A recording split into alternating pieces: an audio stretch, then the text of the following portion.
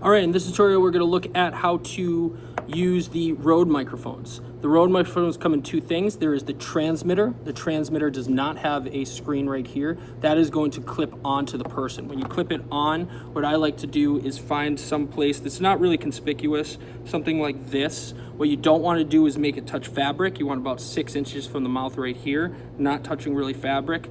Don't have it kind of just like out and about with all the things. It's kind of like, you just want to kind of hide it a little bit if you can. For the receiver actually has this little plug right here.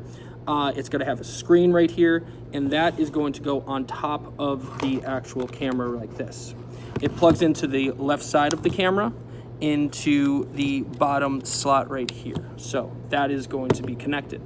To actually put these on, you're going to hold this button right here. You can also see it right here. So hold that button and that will come on.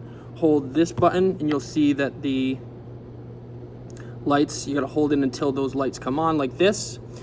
This is on, this is on. If you do not see it connected on the actual screen, for instance, right here, it's not actually showing the levels up top.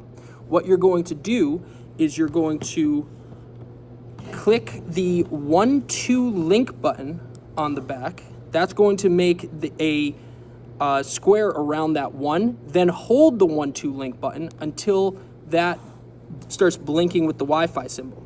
Then you're going to take your transmitter and click it 3 times. 1, 2, 3.